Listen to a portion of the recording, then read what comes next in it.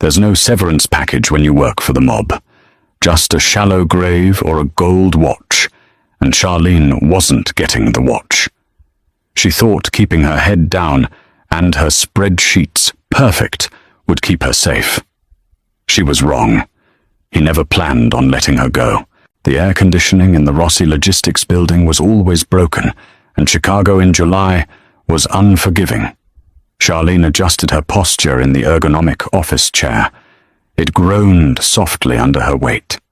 She pulled the fabric of her size 20 skirt down where it had ridden up her thick thighs, wincing at the friction burn developing from her walk from the train station.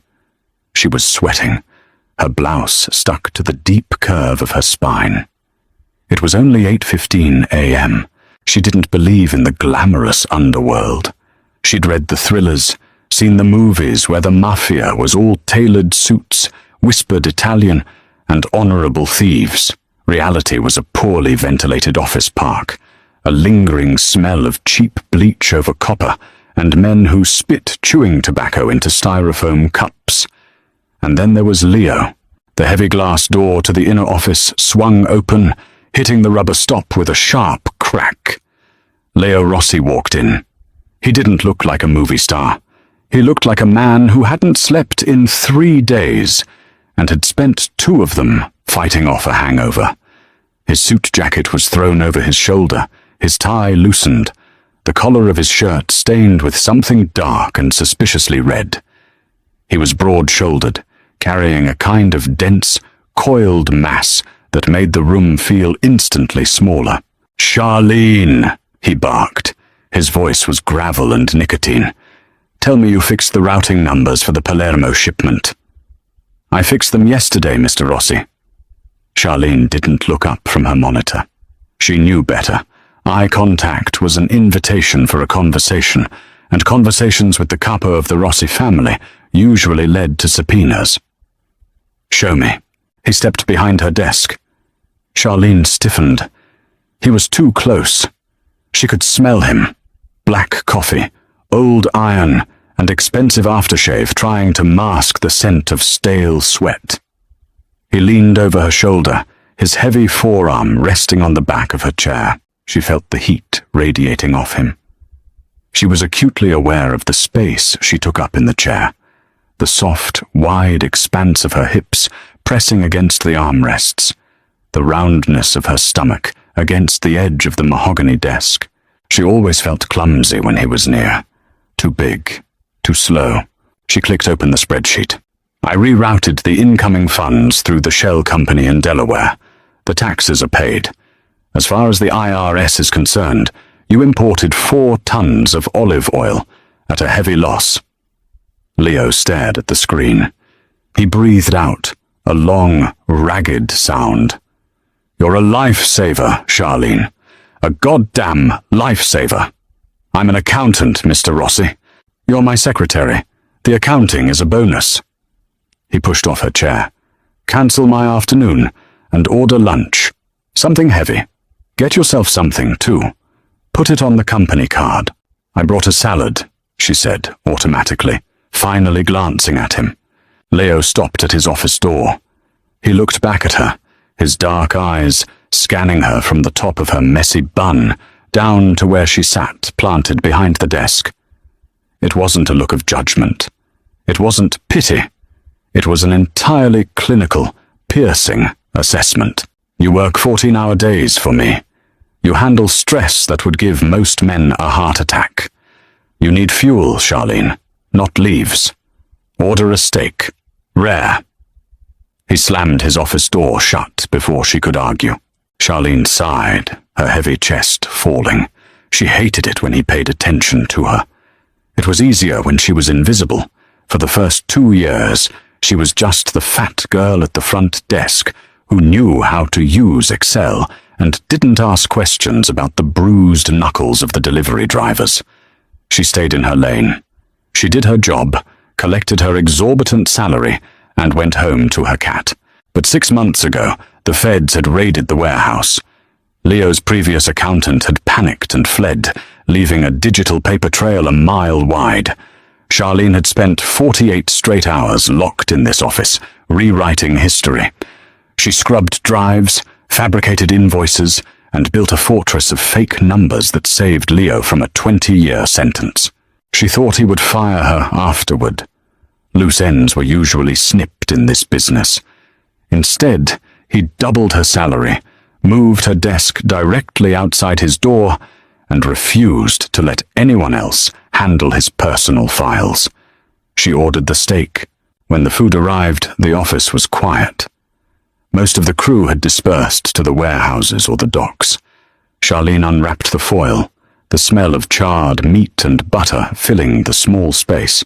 She was halfway through her meal when the front door opened again.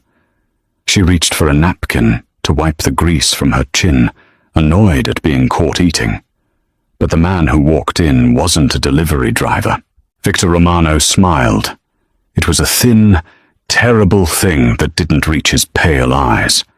He wore a pristine grey suit, tailored to an inch of its life. Two enormous men in cheap leather jackets flanked him.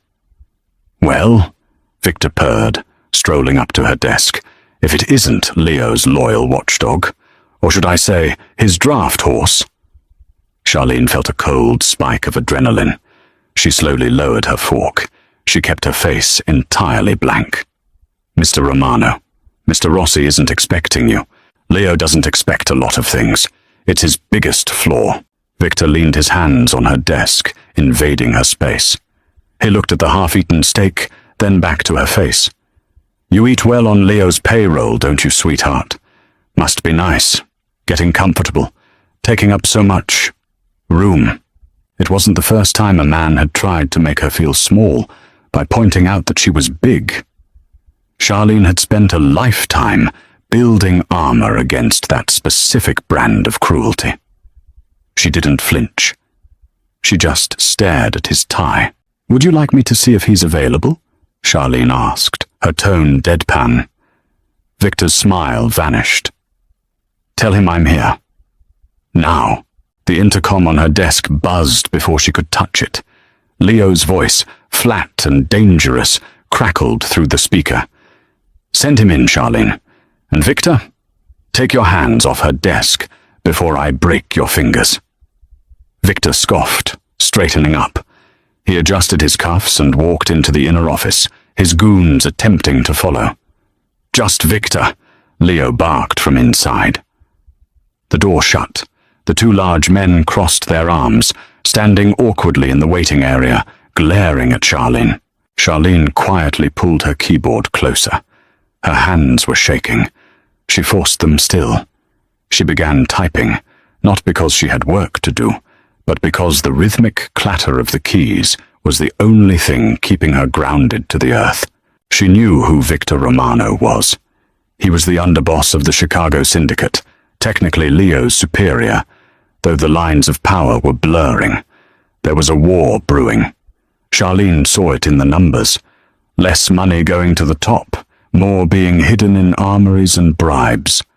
She closed her eyes for a brief second. "I need to quit." She'd been telling herself that for 6 months. Just one more paycheck, just enough to pay off Mum's medical debt, just enough to move out of state. But the pile of money in her savings account grew, and her excuses wore thin. She was trapped in the gravity of Rossi logistics, trapped by the fear of what happened to people who tried to leave, and, though she would never admit it, trapped by the man behind that heavy oak door. The screaming started at 4:30 p.m. It was muffled by the soundproofing of Leo's office, but Charlene heard the distinct thud of heavy furniture hitting a wall, followed by the shattering of glass. The two goons in the waiting area twitched, reaching into their jackets, but neither made a move toward the door. They were disciplined, or terrified. Charlene's heart slammed against her ribs. The thick flesh of her throat tightened. She pushed her chair back, the wheels catching on the cheap carpet. She stood up. Her knees trembled, bearing her weight and the sudden, crushing weight of panic. She didn't know what to do. Run? Call the cops? You don't call the cops on the mob. The door violently swung open. Victor staggered out. His pristine grey suit was ruined, torn at the shoulder, and blood poured from his nose, painting his chin crimson. He looked feral, spitting blood onto the linoleum floor. "You're a dead man, Rossi!" Victor shrieked back into the office. "You and everyone in this miserable building!" Victor snapped his fingers at his men. They rushed him out the front door, the glass rattling in its frame as it slammed shut behind them. Silence descended on the office. Charlene stood frozen behind her desk, her hands gripping the edge of the wood so tightly her knuckles ached. The silence stretched. 10 seconds. 20. "Leo?" she called out, her voice barely a croak. No answer. Against every survival instinct she possessed, Charlene stepped out from behind the safety of her desk. Her sensible, wide-fit flats made no sound on the floor. She approached his office door, peering around the frame. The room was destroyed. The mahogany desk was overturned, papers scattered like snow. A crystal decanter lay in jagged pieces near the window, and in the corner, leaning heavily against the wall, was Leo. He was breathing in wet, ragged gasps. He held a hand to his side, blood seeping through his fingers, staining his white shirt, a brilliant, horrifying red. A long, shallow slash ran across his cheek, dangerously close to his eye. Charlene gasped, rushing forward. She didn't think about her size or her clumsiness. She just moved. She dropped to her knees beside him. The impact jarred her joints, but she ignored it. "Leo," she said, her voice shaking now. "Oh my God, I need to call an ambulance."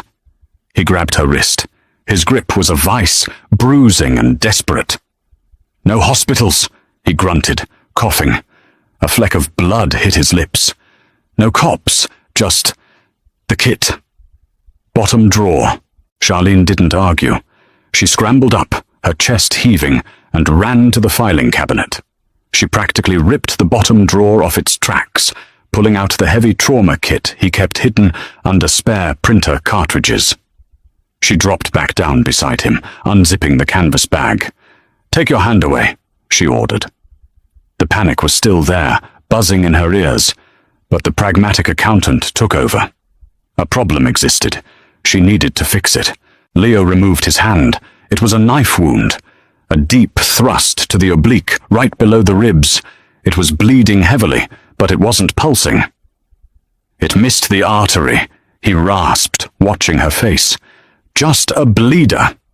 "Shut up," she said, tearing open a packet of gauze. She pressed a thick wad of it directly against the wound. Leo let out a sharp, guttural hiss, his head snapping back against the drywall. His eyes squeezed shut. Charlene leaned her weight into her hands, using the mass of her body to apply maximum pressure. She was hovering over him, her face inches from his chest. She could feel his erratic heartbeat against her knuckles. The smell of copper was overwhelming now, mixing with his sweat. "You have to hold this," she said, her voice tight. "I need to get the tape." He opened his eyes. They were dark, dilated from the pain and the adrenaline. He looked up at her. She was sweating, her hair escaping its neat bun, her face flushed red. She looked messy. She looked terrified. And she looked incredibly competent. He moved his large, calloused hand over hers, holding the gauze in place. His fingers brushed the soft, plump back of her hand. The touch was electric, jarring against the violence of the moment. Charlene grabbed the medical tape and began working. She worked quickly, securing the dressing, wrapping it tight. She cleaned the cut on his face with an alcohol wipe. He flinched, but didn't look away from her. "Why didn't you run, Charlene?" he asked quietly. She paused, the bloody wipe suspended in the air. "What?" When he started yelling, when the glass broke, the smart thing would be to run out the back. "Why did you stay?" Charlene looked at the cut on his cheek, then down to his lips. "I don't know," she whispered. It was the truth. It horrified her. Victor is going to make a move tonight, Leo said, his voice returning to that low, steady rumble. He came here to force my hand. He missed the kill. Now it's a war. Charlene sat back on her heels. The adrenaline was fading, leaving a cold, trembling exhaustion in its wake. She looked at her hands. They were covered in his blood. I'm done, she said. The words tumbled out before she could stop them. They felt heavy and final in the quiet room. I fixed your ledgers. I patched you up. But I am done, Leo. I'm leaving. Tomorrow, I'm not coming in. Leo stared at her. He slowly pushed himself up, wincing as he shifted his weight against the wall. He reached out and grabbed her arm, not with the frantic grip from before, but with a deliberate, heavy hold. He pulled her closer. She stumbled forward, her knees dragging on the carpet, until she was practically entirely pressed against him. He didn't seem to care that she was heavy, that she was soft and unarmored. He anchored her to him.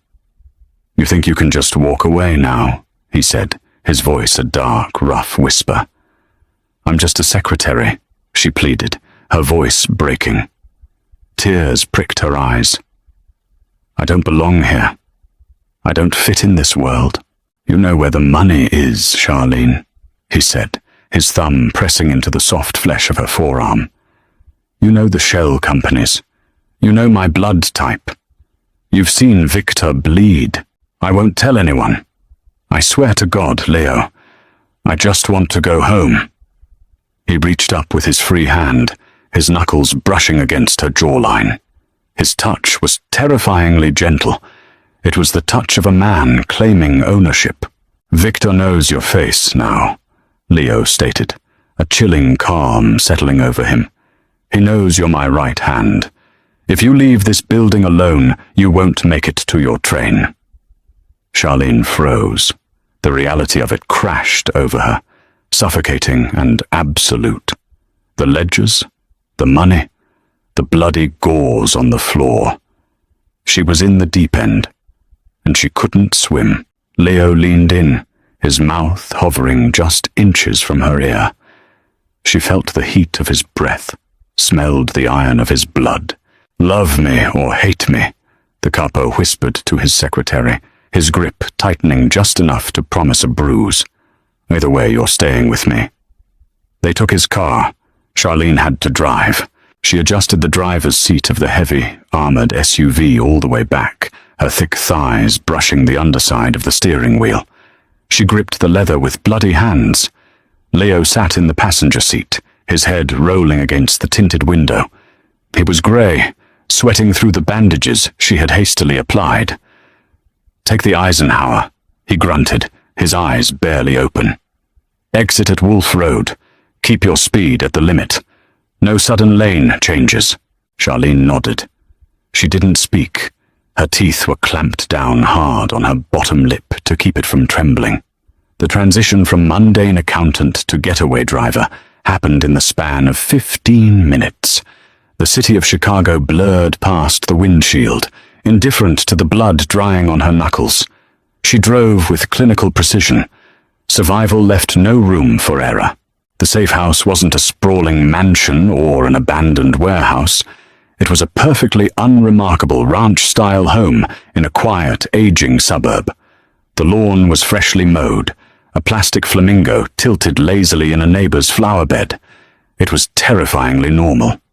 Charlene parked the SUV in the attached garage, hitting the button on the visor to close the heavy door behind them. The moment the garage motor stopped, the silence in the car became deafening. "Help me up," Leo rasped. She hurried around the hood. When she opened his door, he leaned heavily into her. Charlene braced her feet apart, using her low center of gravity and broad hips to anchor them both. He was a wall of dense muscle and bone, but she held firm. She threw his heavy arm over her shoulder, her arm wrapping around his waist, avoiding his stitched side. "I've got you," she said, her breath catching as his weight settled against her chest. They shuffled into the house. It smelled of stale air and floor wax. The furniture was sparse and covered in dust sheets. She navigated them toward the only bedroom, depositing him onto the edge of a bare mattress. He groaned, falling back onto his elbows. Charlene immediately moved to the window, pulling the heavy blackout curtains tight. She locked the bedroom door, then went to the ensuite bathroom to wash her hands. She scrubbed them with cheap bar soap until her skin was raw and pink, watching the water turn a muddy brown, then red, then clear. When she walked back into the bedroom, Leo was watching her. He had unbuttoned his ruined shirt, leaving his chest bare. Dark hair trailed down a stomach marked by old scars and the fresh, taped-up wound. She stood at the foot of the bed, suddenly acutely aware of how she looked. Her skirt was wrinkled and stained. Her blouse clung to the rolls of her stomach. Her hair hung in frizzy strands around her sweaty face. She felt like a mess. A massive, clumsy mess. "Stop doing that," Leo said. "Doing what?" "Shrinking, or trying to." He shifted, wincing as the movement pulled at his side. "You spend half your life trying to fold yourself into a neat little box so people won't notice you. It's exhausting to watch." Charlene crossed her arms, instinctively covering her stomach. "I don't know what you're talking about. You took control of my bleeding. You drove my car out of the city without drawing a single eye. You carried half my body weight into this house without buckling." His dark eyes locked onto hers, stripping away the defensive layers she'd spent years building. "You're built like a fortress, Charlene. Stop apologizing for taking up space in a world that's trying to crush you." The bluntness of his words hit her like a physical blow. Men usually ignored her body or mocked it. They didn't analyze it as an asset. They didn't look at her with that intense, predatory respect. "I'm not a fortress," she said, her voice dropping to a harsh whisper. "I'm a hostage." Leo shook his head slowly. "You're a necessity. And right now, you're the only person I trust." He pointed to a black duffel bag sitting in the corner of the room. "Open it." Charlene hesitated, then walked over. She unzipped the heavy canvas. Inside wasn't money, or guns, or passports. It was a high-end encrypted laptop, a satellite Wi-Fi router, and a stack of external hard drives. "Victor thinks he won the physical fight," Leo said, his voice turning cold. "He thinks bleeding me out in my office puts him in charge of the city. He's an animal. He only understands teeth and claws. But you and I know where the real power is." Charlene looked down at the electronics. Her pulse quickened. This was her language. "You want me to ruin him," she said softly. "I want you to erase him," Leo corrected. "Every offshore account, every shell company he uses to pay his muscle, every dirty penny he's laundered through the dock workers' union. Drain it. Move it to the blind trusts. When the sun comes up tomorrow, I want Victor Romano to be the poorest man in Chicago." She looked back at him. He was lying on a bare mattress, bleeding, stripped of his suits and his soldiers. Yet, he was looking at her like she was the deadliest weapon in his arsenal. Charlene reached down and picked up the laptop. It felt heavy and solid in her hands. She sat at the small, rickety desk in the corner of the room, booted up the router, and opened the screen. The blue light washed over her face. "Give me the master passwords," she said. It took 6 hours. The quiet hum of the laptop fan was the only sound in the room, save for Leo's steady, deep breathing from the bed. Charlene entered a fugue state. The panic that had choked her in the office evaporated, replaced by the cold, calculating logic of mathematics. Numbers didn't carry knives, spreadsheets didn't bleed. She bypassed Victor's pathetic two-factor authentication on his Cayman accounts. She systematically unraveled the dummy corporations he'd set up under his wife's maiden name. She found the payroll for his enforcers and rerouted it into a frozen IRS holding account. By 3 a.m., Victor Romano technically didn't exist on paper. He had zero liquidity. He couldn't buy a cup of coffee, let alone pay an army to hunt them down. Charlene hit the final execute key. The screen flashed green. Transfer complete. She let out a long, shuddering breath and leaned back in the chair. Her back ached. Her eyes burned from the harsh glare of the screen. "It's done," she said. The silence that followed was heavy. She turned around. Leo was awake, watching her. The dim light cast long shadows over his face, making his sharp jaw and deep-set eyes look almost skeletal. He didn't ask if she was sure. He didn't ask for proof. He simply pulled his burner phone from his discarded trousers on the floor, dialed a number, and put it on speaker. It rang once. "Rossi!" Victor's voice spat through the tiny speaker. He sounded frantic, panicked. "What did you do? You son of a bitch, my accounts are locked. The union guys are threatening to walk. Where is my money?" Leo's smile was a terrifying thing. It didn't touch his eyes. "You came into my house, Victor. You made a mess on my floor. I told you I handle the books. And right now, your book is closed." "You give it back," Victor screamed. The sound of glass shattering echoed in the background of the call. "I'll kill you. I'll find you, and I'll skin you, and that fat bitch secretary." Leo hung up. He tossed the phone onto the bed. "He's dead," Leo said flatly. "Without money, he has no men. By tomorrow afternoon, the New York families will hear he's broke, and they'll take his territory. He'll be found in the trunk of a sedan before the weekend." Charlene stared at the blank screen of the laptop. She had just killed a man. She hadn't pulled a trigger, but she had signed his death warrant with a series of keystrokes. A profound, hollow silence settled in her stomach. "I'm a criminal," she whispered. Leo swung his legs over the side of the bed. He winced, gripping his ribs, but forced himself to stand. He walked over to her slowly, his bare feet silent on the hardwood floor. He stopped right behind her chair. "You're a survivor," he corrected. He placed his hands on her shoulders. His palms were hot against her skin. The tension in her muscles was wound so tight she thought she might snap. But his heavy, grounding touch forced her to exhale. "You did what had to be done," Leo said, leaning down. His chest pressed lightly against her back. "You protected what's ours." "Ours?" The word echoed in the quiet room.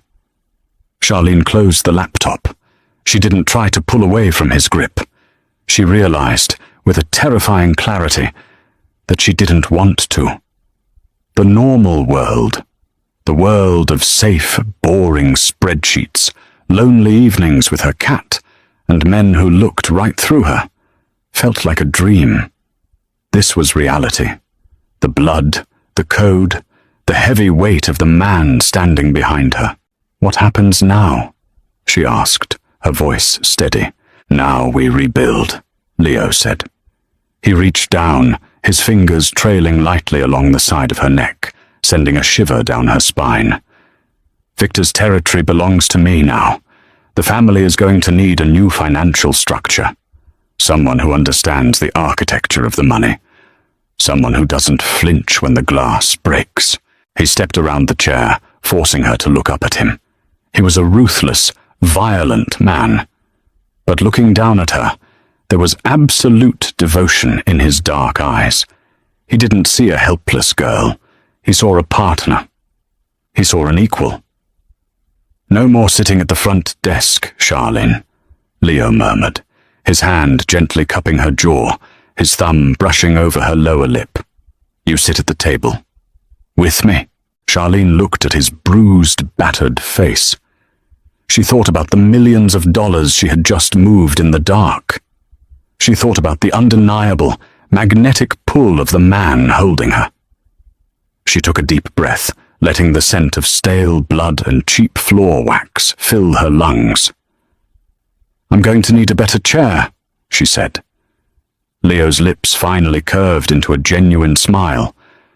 "Whatever you want, Mia Regina." There was no severance package in this life. But as Charlene leaned into his touch, the cold fear finally melting into something dark and powerful, she realized she didn't want to leave anyway. She was exactly where she belonged. Charlene didn't just survive the mob. She rewrote the rules. From invisible secretary to the undisputed queen of the underworld, she proved that real power isn't about the gun you hold, but the mind behind the money. If you loved this dark, slow burn shift from hostage to equal partner, hit that like button. Share this video with someone who loves a fiercely competent heroine, and don't forget to subscribe